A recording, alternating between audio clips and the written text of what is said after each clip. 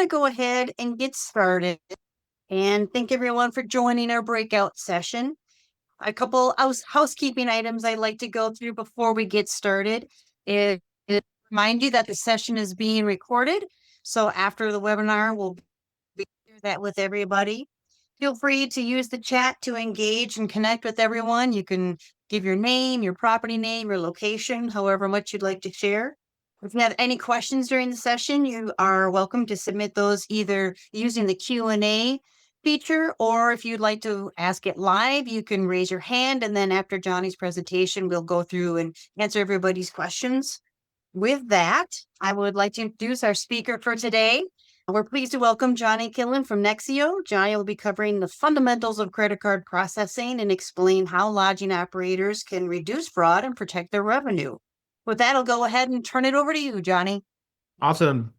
Thank you, Missy. As Missy said, my name's Johnny. I'm with Nexio. I'm also over the strategic partnerships here. I've been with the rezStream partnership before they were even a partner here at Nexio. I remember when we were first talking to them and stuff. So I have a lot of great history with them, and they're one of our favorite partners, best partners. They really mean a lot to the company. So excited to be on here. I have about 4 or 5 slides. I'm going to go through kind of payments as a whole, kind of what Nexio offers with rezStream. There'll be some portions in there where we'll talk about fraud, chargebacks, some of that type of stuff. I also want to talk about just different things we offer as Nexio and what we can offer you. And then as soon as I'm done, like I said, it's only about 4 or 5 slides, so we should get through fairly quickly. As soon as I'm done, I would really love to utilize the time to answer questions, comments, concerns, things you're seeing in the marketplace, other things that you might not be quite clear on. Again, happy to go through all of that. We'll get through the slides and then we'll just open it up and let me have it. Great. Okay. So just to talk about the partnership a little bit and talk about Nexio, we are what's called an SFP. So we're a full service payments provider. That means we actually issue merchant accounts. When it comes to any type of credit card processing payments, there's 2 things you need to be very clear and understand. Are you working with a processor? Or are you working with an agent? An agent is somebody who kind of goes around door to door and tries to get people to sign up for credit card processing. From there, he takes your business and kind of ships it out to a bunch of processors, and then they kind of all bid on the business to try and win it. Nexio with rezStream, we don't do that. We work directly with rezStream. So if somebody needs a merchant account, they go directly to rezStream. rezStream gets them in contact with myself, and we get their merchant account set up. There's no middleman. So always something to keep in mind when you're dealing with payments. Am I working with a processor or am I working with a middleman? We've been in business for over 10 years. We process about 4 billion transactions yearly, and that's increasing. I think we're on pace to hit about 5 billion this year. We've been in partnership with rezStream for about 4, going on 5. And again, I've been involved with rezStream for, I would probably almost say 6 years as we kind of worked in our partnership together. And then our number one goal here as a partnership is to have a long-term relationship with our partnerships and our merchants. We really value we're a very heavy partnership company. But with that comes number one with taking care of our merchants. If the merchants aren't happy, the partnership isn't happy, and then everything kind of breaks down from there. So we put a lot of emphasis on our merchants. We really try to kind of understand and think through merchants' shoes versus partnerships, and we're not in the business of just kind of boarding anybody and everybody who walks through our door. We're a more kind of qualified white glove approach in our merchant accounts. The way we work inside of Nexio is everything we retain in-house. So from our support team, our equipment team, our fulfillment team, they're all in-house. I'm in the office now. I just walk literally right over there. I can talk to everybody for anything we need. We work on a one rep always mentality. So when you come over work with Nexio, you'll be assigned a rep, and that rep will work with you till your account gets approved and is live and going with Nexio. From there, you can still utilize that rep, and then he will kind of be your broker to get you in contact if you needed help with support or equipment team or fulfillment, or, hey, I need another terminal. Again, we don't like the round robin approach because, again, we want to keep everybody who knows each other. I know this business, I know this guy. That the same goes for our underwriting team. So because we are issuing merchant accounts, when you sign up with Nexio, you have to go through what's called what we refer to as an underwriting process. You submit your documentations, we approve your account, we get you boarded. Again, this is all done in-house. So if there's ever any questions or comments or concerns, your one rep is not going to call somebody in North Dakota who's working on the account. He's just going to walk over to the underwriting team, which is a big value add when you're talking about having payments added to your business. And then from there, Nexio is very heavy on our fraud protection. We can get into this a little bit in the comments after. I think there's some questions about that. We'll use a lot of different real-time verifications to catch transactions. So in a quick summary, in like 1 billionth of a second, we can actually analyze a transaction to go, okay, is this a legitimate transaction or is this a fraudulent transaction? That's a big deal when it comes to processing in your business to capture more payments and stay away from all things fraud because it's a mess. We also can help you handle and manage chargeback disputes and managements. You can work with our support team. They can work directly with the credit card brands to help you, give you reference info, phone numbers to call, these type of things. You can also manage all of this in your Nexio dashboard. If you're in the unfortunate event of dealing with a chargeback, you can do this inside of our Nexio dashboard. You can see the chargeback. You can kind of see where it is in the process. You can reach out to our support team and say, hey, I really need to talk to somebody at Visa. Can you refer me to somebody? They can put you in contact there. And then lastly, something we offer, and this may not be applicable to everybody on this call, but it's something you should consider, which is our MID or merchant ID number redundancy. So we can issue a merchant account at Nexio, but we can also issue you different merchant accounts on different platforms. So if one platform were to go down, God forbid, you have a whole nother backup MID you can start running transactions on. So while this is down, you're not missing out on collecting payments. You can hurry and swap over to a different platform and a different MID you have issued with Nexio. The great thing about MID redundancies is pretty easy to set up because, again, we already have a merchant account with you. So if you called up and said, hey, I'd like to add another MID just in case the world's getting crazy, I want to be able to capture payments. Can you get me set up? We would do that. You would go back to your one rep always. He would know you have the history of your account and he would get that MID set up. So it's a great value add that you have with Nexio as well. Again, what can we do? What can Nexio do? I think everybody's familiar with accepting payments. You can in person, on the phone, whatever works for you and your guests works really for us. Get paid faster, same day processing setup. So again, we should be able to get your merchant account set up within the same day, and then next day funding so your cash flow doesn't wait around. What this means real quick is we can set your batch times to where you can collect payments, you batch out at the appropriate time, and those funds get deposited in your bank account the next day. We also have accounts that don't want next day funding. They want certain custom funding to where they want to be able to batch out at the middle of the night and then collect funds at the end of the month. There's all different ways we can set you up. Again, that goes back to our support team. They can enable that for you and get that set up. And then store cards securely. Tokenization help keeps payment information on file.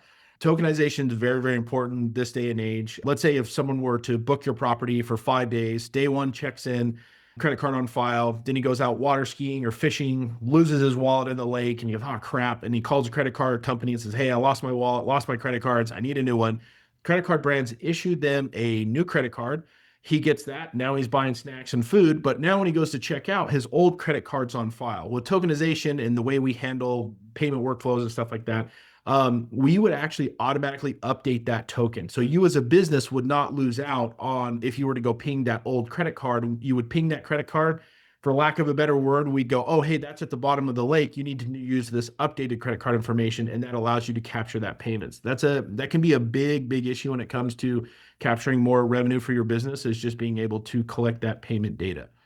And then down here, again, what you can do with Nexio, with our integration with rezStream, the payments are baked into the software. So everything talks inside of rezStream. Your terminal transactions, your non-card, non-present transactions, people coming in, booking, payment links, that all lives inside of there. If you were processing, let's say with Stripe or another processor, you would be getting all of their reports. You'd be trying to match it up to your rezStream reports, and it's just a reconciliation nightmare. Again, an integrated payment feature it's one of the biggest value adds why people come over who are using rezStream is it's just, I can't have data everywhere. I can't have chargebacks over here. I can't have transaction data over here. I can't have rezStream. I need it all in one spot. And that's what we offer, which again, is one of the biggest value adds.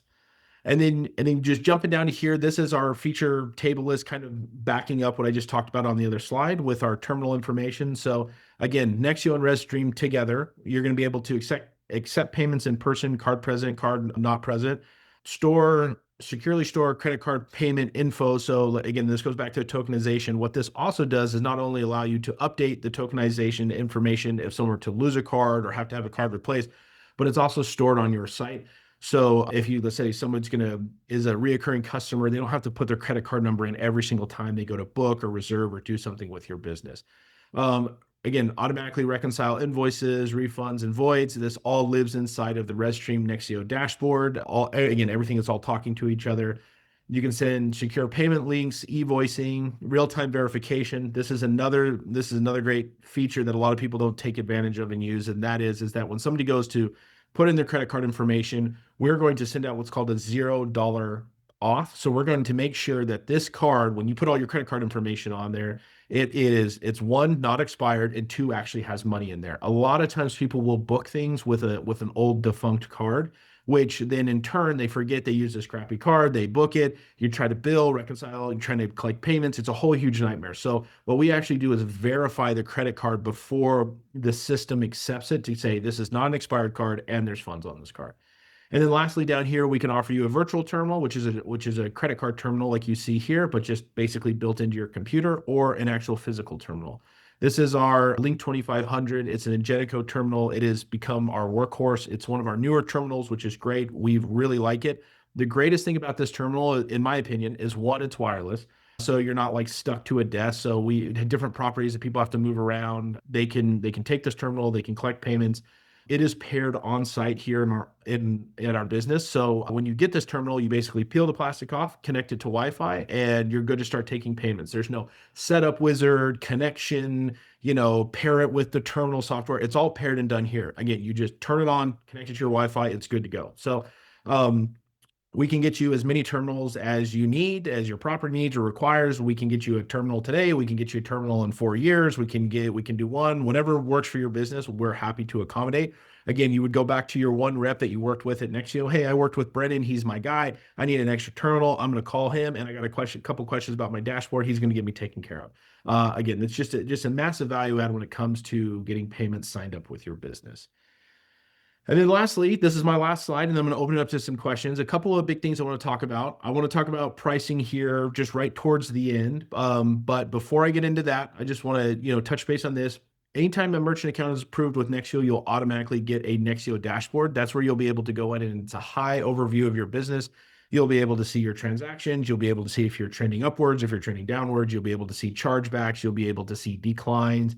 There's a portion in there where you can actually reach out to the Nexio support team if you need it. And then our support team is fully equipped to where if you had an issue, had a problem, or if you don't understand something, you can call Nexio support. They can actually log into your dashboard and then help you mitigate any type of problem you have. And then lastly, let's just talk about pricing, because I know this is the number one thing that comes up. I've been in this business all day, every day. This is what everybody wants to know. So I have here, will meet or beat your current rates. And I'm going to give you a little context why we say this, is that all credit card processors, Nexio, Square, Stripe, you name them, go Google them, whoever, we are all held to the same hard costs of credit card transactions set by the card brands. So that's Visa, MasterCard, Discover, American Express. We all have to pay the same bulk lion's share of hard costs. If the common call I get all the time is, hey, this guy's offering me 1% credit card transactions, can you match that? Well, there's a lot more to than just 1%. I mean, is it 1% on qualified transactions, 1% on unqualified transactions? What are your compounding fees? Do they have junk fees loaded in? All of those things come into play when you're talking about credit card transactions. So if for everybody, whoever sees this presentation, anytime somebody offers you a really low rate in credit card processing, you need to ask yourself, what else are they charging me? Because 1% will not, I'll just tell you, even on a qualified credit card transaction, will not cover the hard costs. So typically what processors like to do is dangle a really low rate out there, which will be pretty much for debit cards only. Let's say at a 1%. And then maybe your Amex is set. I've seen Amex set at 6-7%. I've seen junk fees loaded in there. We had a merchant who had an $800 miscellaneous fee from another processor. They're paying $800 a month miscellaneous. The merchant doesn't know what it is. The processor's not going to be, they're just going to collect that money. Because they're doing that because they have a 1% rate, but they have to make up for the hard costs that everybody has to pay. So I don't want to be the bearer of bad news saying there's no low rates out there, but what Nexio can do and what your one rep will do is they're going to look at your merchant statements, send us your merchant statements, and we're going to say, okay, hey, you're on a 1% qualified rate, but maybe your Amex is at 4%. They're charging you $100 every time you call the support line. They've got your transaction fee at maybe $1 every time you run a transaction. You're net effectively paying, $1,000 a month. But What we can do is we can go through, we can cut out all these miscellaneous fees, we can cut out all these junk fees, and net effectively get you paying $300 a month, right? Even if you're saving $100 a month over 12 months, that's $1,200 a year. That's a big deal. But I know everybody wants that low, great, wonderful rate, and it is out there. But what you really want is someone to look at, here's what I'm paying. Where are miscellaneous fees being added? How can you eliminate those? And how can you get me on pricing that works for my merchant account? Because as well with merchant accounts, there's a lot of factors that come into it. Somebody who processes 10,000 a month is much different than somebody who processes $1 million a month. And is it qualified credit card transactions? Is it unqualified transactions? Are you in a more, they look at everything when it comes to credit card pricing. And that's where we've been very successful working with rezStream and their merchants. Some of the pricing I've seen come over, it blows my mind how people are even getting away with it. People lease terminals and do all sorts of crazy stuff. So again, just want to throw that out there that the best thing we can do for your pricing is send us over your credit card statements. Let's see what you're paying. And 95% of the time, I bet you we can beat it. And if we can't beat it, we'll match it. But again, you still get all the integrated features, which is still a value win at the end of the day. So with that being said, if everything on this call sounded amazing, my guy, Brennan, he's our rezStream basically expert. If you want to email him right now, he's happy to get your account set up and going. You can also email me. This is my work email, jkillen@nex.io. If you have more questions, email me. I can get you set up. I can answer questions. I can get you in contact with one of our reps who can work through the process. Anyways, we're excited to work together. Here's our contact information. Here's our phone line as well. If you want to give us a call at a certain point, we love the partnership. Love working for it together. Now, a lot of information out there, a lot of stuff that's been thrown out there. So I'd love to turn it over to questions, comments, concerns, worries, whatever you have. Let me have it. I don't see any right away, but thank you. You had some really good points on there, Johnny. I was wondering if you could talk a little bit about PCI compliance and how that's handled through Nexio. Yeah, absolutely. So PCI compliance is such an interesting part in the payments world. PCI there's no law that requires a merchant to be PCI compliant, but about 99.999% of all credit card processors, FSPs like Nexio, will require you to have some level of PCI compliance. So we work with a company called Security Metrics. They're our preferred PCI compliance partner. So when you are signed up with Nexio, we automatically just ping Security Metrics. They reach out and say, hey, looks like you're signed up with Nexio. We'd love to get you PCI certified.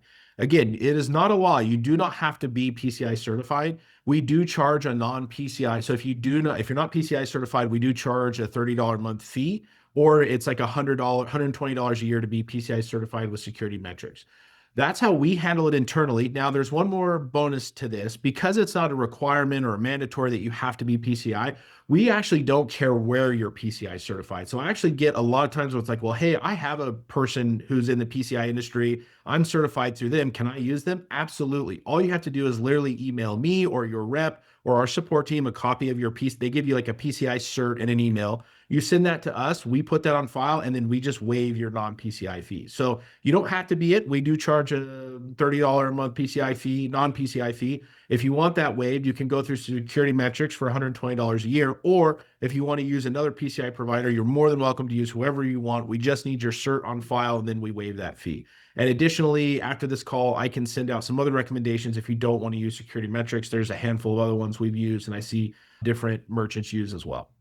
Did not know that. Thank you for that. I wanted to also ask, you mentioned that additional MID, the MIDs. Are Yes. there additional fees associated for that? Or is that a common thing people do? Or So when volume usually will start to, when people have additional mids, they'll usually comes from a volume. So if someone's doing, when you get in the $100,000 a month range, you'll probably want to have additional mids. Now, if the additional mid is with Nexio, we just have a monthly fee, but that will cover you through different mids. So there's not like every time you get a mid, you're getting all these extra fees. If you want an additional mid, if you've got a couple mids somewhere else and want an additional mid with Nexio, again, that'd be like setting up a new Nexio account. But yeah, if you want extra fees and set up what we call mid redundancy, then yes, we can get that set up additional to your account. Not a problem at all. perfect. I do see a question. What pricing structure do you use? And what is the monthly fee? And does it include the hardware? So monthly fee does not include the hardware. Monthly fee is it is, I believe it's 20. Now I'm going to go high here because it's either 25 or 29. And forgive me for not knowing. I'm going to say it's 29.99 a month. That does include a breach insurance like coverage. So if someone were to like break in your account and run up a bunch of fraudulent transactions, that would cover you up to $250,000 worth of like damages. Because you have to remember, even if the transactions are fraudulent, the credit card companies still require that bill to basically be paid. So but your 30, let's just call it $30 a month. I think it's actually 25, but I'm gonna say 30 just to be safe. That does include the breach insurance fee. That does not include the terminal. So terminals are purchased separately. Once you buy the terminal, you own it. There's no leasing plan. There's no monthly payments. To go back, we had our terminal pricing at $454.28. Once you buy that, again, that terminal is yours. Again, there's no extra payments, and then that is, I know it's hard to believe, but that's not our markup on a terminal, so that is yours. And then our support team also can handle all type of, if there's troubleshooting issues, if you get a bum terminal and it's just not working or dies, again, that comes across my desk and I approve just a replacement terminal to be sent out due to our integrated partnership. And then, the last thing was what pricing structure we use. So that can be dependent on the merchant. If you want to be on an interchange plus pricing structure, we're happy to set that up. Or if you want to be on a tiered structure, we can do that as well. There's also an additional pricing structure called ERR, which is not as commonly used. ERR is a great pricing structure if you're not accepting a lot of high rewards cards. So if you're doing a lot of debit cards for your business or what they call a mid-tier credit card, ERR can be good because it has a very, very high qualified rate, but a very, very, very low, or a high unqualified rate and a very, very low qualified rate. So you can get to actually set up kind of on a lower qualified card, but anytime you run an American Express, a MasterCard, Black Card, those type of things, the pricing will be higher. It's just merchant dependent. Some merchants are very, very like particular. I want to be on a tiered structure. We can set that up. Or they might be on a tiered structure and want to move to an interchange plus structure. We can do that. Interchange plus is very, very easy to understand. Interchange is the hard cost of what it costs to run a credit card. Here's what the overage cost to get you set up on that. But that's purely how the merchant wants to be set up. And if we're looking at a state analysis and say, okay, you're on a tier structure, but you're accepting a lot of really high rewards cards, let's move you to an interchange plus structure. And from there, then we can come up with a pricing that makes sense due to qualified and non-qualified cards. I had a question about that, but before we get into it, there was a question about the terminals. Are there any other, like you pay for it, up front for the terminal, but are there any other monthly fees associated with using the terminal, a service fee or any kind of additional Yeah. cost? Great question, and thank you for bringing that up. There's a fee charged by NMI. NMI is the gateway that we use to enable the terminals. They have a 3 cents and $3 a month fee on the Ingenico Link 2500s.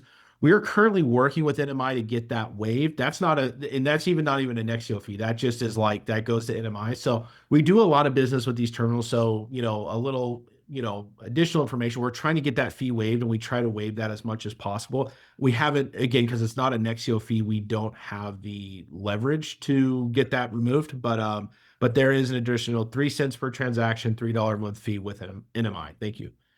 When you were talking about the different cards, I think this kind of leads into, we hear a lot about rates, and my rates went up, and this rate and that rate, and sometimes it's not necessarily rates, it's more fees associated with the different cards. Yeah. What do you see around that, or can you talk more about that?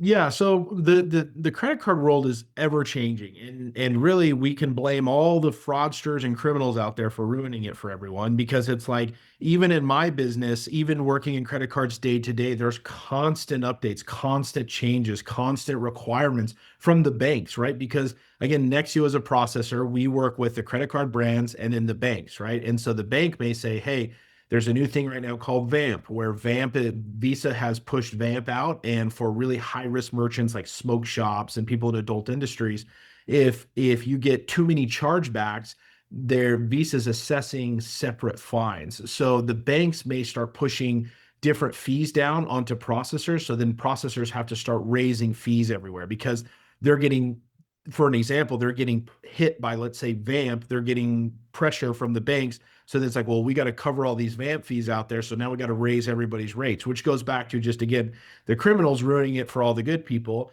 There is in the industry what's classified as high and low risk properties, what you guys deal in. Everybody on this call or anybody who's seen this call in the future, you guys you don't deal in high risk. So you don't necessarily like you don't see the messaging or the understanding of why fees are going up, but most of the time it's driven by high risk merchants who are in like CBD, adult, that type of stuff. They drive these things, which then the credit card brands try to push that back down, but then everybody feels the effects. And that then can come into Amex transactions are higher, right? Or MasterCard high rewards cards are higher. And additionally, if you watch any type of TV or ads, you'll see everybody's got a new credit card. You got the Chase Sapphire, you got the Costco card, you got the Disneyland Rewards card, you got the Amex Platinum card or the Gold or the Business.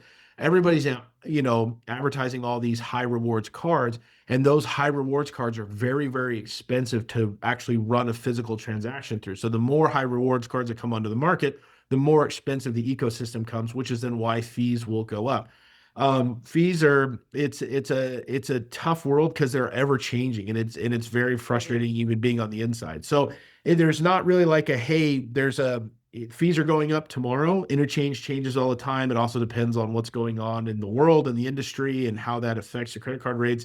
I wish I had a clean cut answer because it's a problem for me because it's like, hey, why all of a sudden Vamp is messing everything up right now? That's the big thing everyone's dealing with. And Visa says this is what it is, and everybody has to go in line with it. Right. I don't see any other ones. Can you share maybe some best practices around surcharges, credit card surcharges, and Yeah. Yeah. So surcharging is another interesting category. It used to actually be illegal pretty much everywhere in America, except for a couple of states. Now surcharging is widely accepted. If you want to surcharge, that's something Nexio can do. There's a registration process that you do, basically just saying, hey, I'm telling the credit card brands I'm going to start surcharging. Again, Nexio can handle that process with you. It takes about a couple of days for the whole registration thing. Best practices, I would say, put the time and effort in, reach out to your processor, or hopefully it's Nexio at the time, say, hey, I want to start surcharging and get that enabled. Because if we go back to chargebacks, if you're getting a lot of chargebacks, especially for surcharging, you're not registered, it will be it could be considered almost worse because again, the way the credit card brands are looking at this is that you're just erroneously making charges on credit card companies or customers on their customers' credit cards.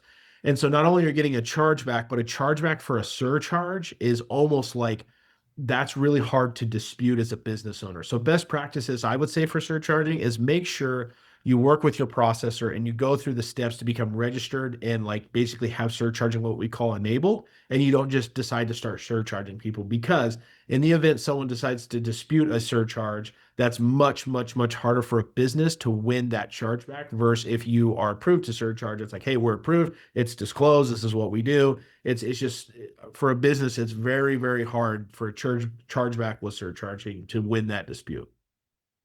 that is a very good point. We have a question. Do you notify us if there is an increase in fees? Yes, yes. So that's like a federal regulation is that on a merchant statement, if we do some type of increase of fees, if something's passed and we have to do a price increase, that will go out on the bottom of your merchant statement. And I believe it's 60 days before the price increase takes effect, you have to be notified. And that's like a federal regulation. So if you're with a current processor who's raising your fees and not notifying you, that would be a good sign to get away from that processor because they're obviously not adhering to the standards. I've only been a part of one major price increase since my 5 years here at Nexio. And again, it was a big thing. Everybody was made aware. Messaging went out like it was, I think 6 months in advance and then our 60 days in advance as well, just to have double coverage because it is an important thing and it's an important thing for businesses to know. Right. Absolutely. Do you have any best practices that you can share regarding charge? Yeah, definitely having clear, defined terms, conditions, what you're getting. Chargebacks, again, the chargebacks are run by the credit card brands, Visa, MasterCard, Discover, American Express. Customers can charge back in up to about 3 times. So because you win an initial dispute does not mean they can't ever charge back again. They can technically actually do 3 chargebacks. Documentation is very clear. You need to have very clear documentation when it comes to disputing chargebacks. And then I know this is going to sound very, very just maybe juvenile, but take all emotions out of chargebacks because it happens to everybody.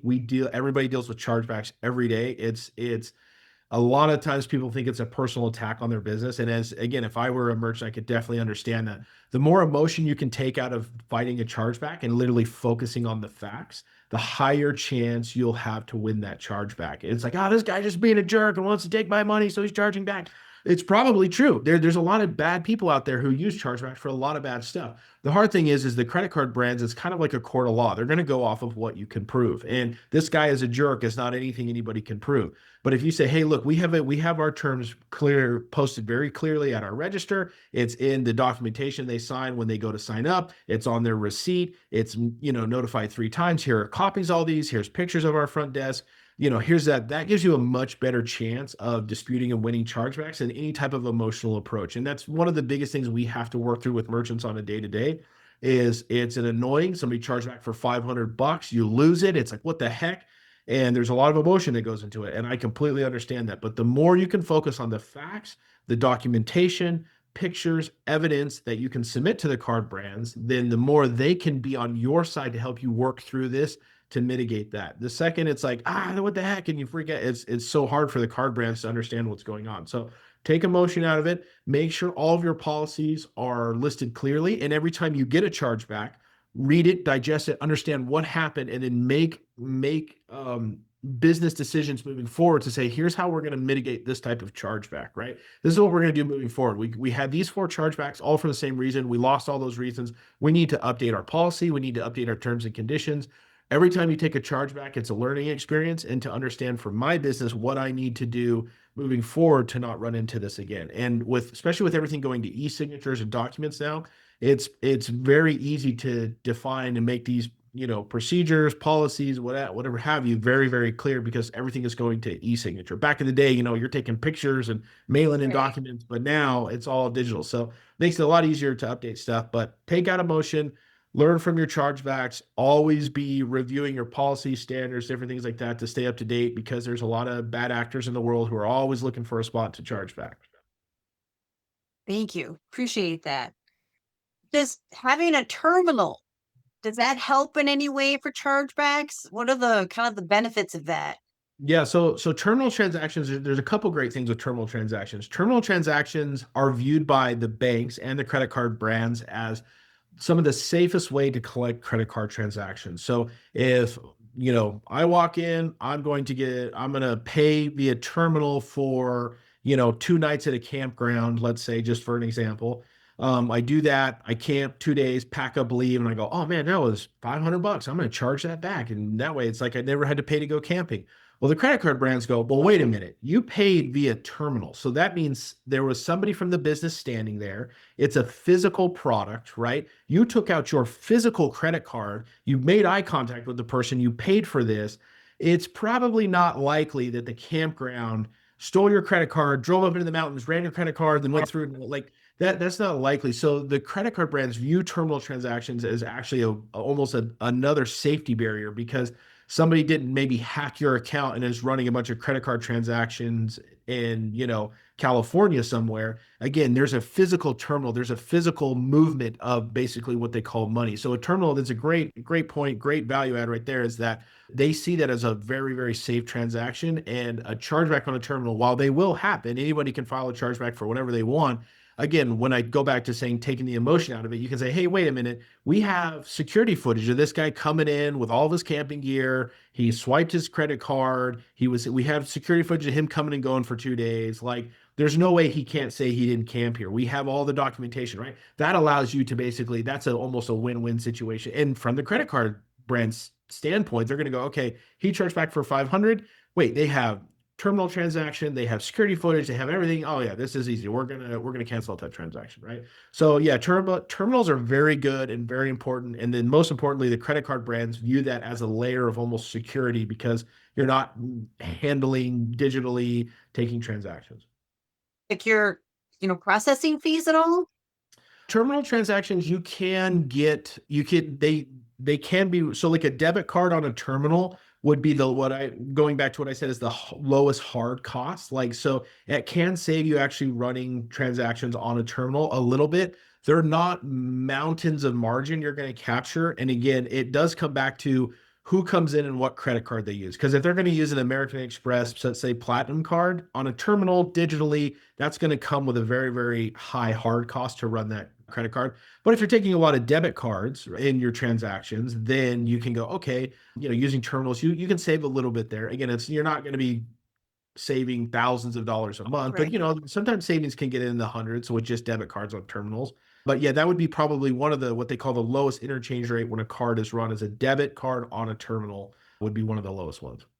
We have a question. Thank you, Sheila. Can you charge a surcharge for a debit card? What a great question. No, I believe Oh, actually the answer is no.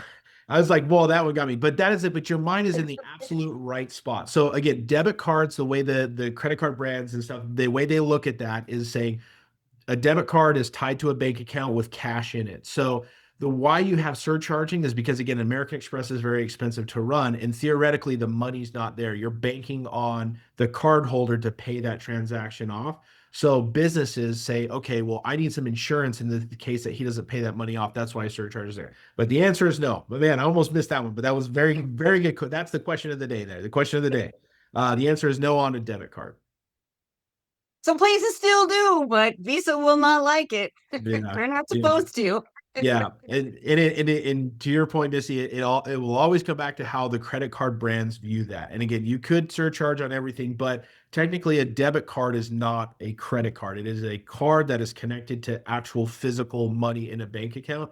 So again, that's why the interchange costs, hard cost fees on a debit card are extremely low because the money is theoretically just right there. It's just going from one spot to another. We have had people get fined by Visa. We know of, I don't necessarily think it was a customer, but we do know of someone in the industry that Visa did fine them because they were Yeah, not surcharging correctly. So it's out there. But it's another there. question, how will I know what type of card other than looking at it? How will you know what type of card is being run if you see If it? it's a debit or a credit. Yeah, so on your statements, like inside, I don't know, I can't speak for other providers. Our statements can show you kind of it's a Visa card, MasterCard, Discover, that type of stuff. Yeah, I mean, looking at it as one, but you'll have to go through a statement reconciliation. So you have to go through actually your credit card transactions and look at it and say, okay, how many like Visa debit, so it'd be like VISDB, or it'll be AMX, which would be Amex or MasterCard. MasterCard, American Express is always going to be the most expensive, the hardest. That's why a lot of people places don't like Amex because it's the most expensive to run. But on your processing statements, you can actually extract like an Excel file out of the Nexio dashboard, and in that file, it'll show you, hey, what are all these transactions? Like, is this a qualified card? Is this an Amex? Is this a debit? And if you ever had questions, hey, I need to figure out all of my debit transactions, our support team can help you pull all that information as well. I guess when in doubt, you can always call if you if you wanted to. I would guess maybe that. I mean, do you get kind of used to seeing the numbers? Like, is it something you can learn? Like, oh, this number is usually a debit, or is that not the case? Sometimes they change. Again, you have to write anything with credit cards. They don't like anything to be standard because that's how scammers get in and steal stuff. Well, So it's like sure. even my bit, it's like stuff will sometimes I'm like, hey, what's going on here? And it's like, oh, well, they've changed this cutoff time or they've changed this, I'm like, oh man. And it's like just because again, they're always moving. So you can kind of learn it. But again, it's really kind of coming down to each credit card transaction type of what it's coming through. And it's like, here are your qualified transactions. And so the nomenclature in the credit card industry would be qualified transactions versus non-qualified transactions. Qualified are like debit, really low rewards. Non-qualified transactions are what are high rewards cards, Amex, American Express, MasterCard, that type of stuff. We do have a follow-up question. This is after the fact. So, how do I know how to surcharge before they pay? So yeah, so surcharging is like a set fee. Most people will have a disclaimer, hey, we're going to surcharge this. A lot of times you at that point you would need to ask, hey, okay, are you paying by card? Yes. Is it a debit card? Is it a credit card? And if it's like, oh, I'm paying with a debit card, that's when you would not do a surcharge and you'd physically have to ask. If it's online booking, that gets a little bit tricky because if someone's booking online with a debit card through the system? That is a great question, and I would need to know through an online booking portion, how do you disqualify a debit transaction? I do believe there's probably a toggle somewhere where it's like only surcharge on what would be considered unqualified transactions, which is not debit card, but is for the actual process of setting that up, I'd have to get an answer on. Are businesses seeing a large number of chargebacks due to wrongful surcharge fees? They used to, yes. Now that surcharging is pretty much widely accepted across the US, they you will see more chargebacks, but your percentage of winning those chargebacks will be higher. So I haven't seen an abundant spike in chargeback claims come through like Nexio. I have seen more chargebacks wins because for surcharging than in back in the old day. The surcharge chargeback was like a 0% chance of a win. Now that surcharging is accepted broader across the United States, I see a lot more chargeback wins over. Is it for the full amounts of the processed amount or just the fee? So that's a great question. What people like to do is say, "Hey, I'm going to charge back. I bought a hamburger for $10. They surcharged me $2, so I'm going to just charge back the whole $12." That can then kind of start to get sketchy for the card holder because now he's surcharging for goods that were rendered. So you bought a hamburger, you're surcharged for $2, so you just surcharged the whole 12. That now can actually go back on the card holder because he got the hamburger, he ate the hamburger. The dispute was really over the $2, so that actually goes back negative on the card holder, not on the business, because the business can easily prove, hey, I sold this guy a hamburger, I sold this guy a reservation, or whatever you want to call it. And he's trying to charge back for the whole allotment, not just the $2 surcharge. Let's say that actually reflects a lot worse on the card holder than on the business owner, and the business owner would have a lot more control in that standpoint. We've got 1 minute left. I did put the link to the Zoom. We're done here in 1 minute. Oh, it says it's time. That is our time for today. As I mentioned, I put the link for the Zoom meeting if you want to leave this webinar and go back and join the day. Thank you, Johnny, for joining Yeah, us. I appreciate your information. Thank you, absolutely. participants, for joining us today. And I hope that you are all finding value in the customer success event. And with that, we bid farewell. Thanks so much. You're Bye. always feel free to reach out. Thank you guys. And again, there'll be a recording of the webinar for everybody. Thank you. Thank you.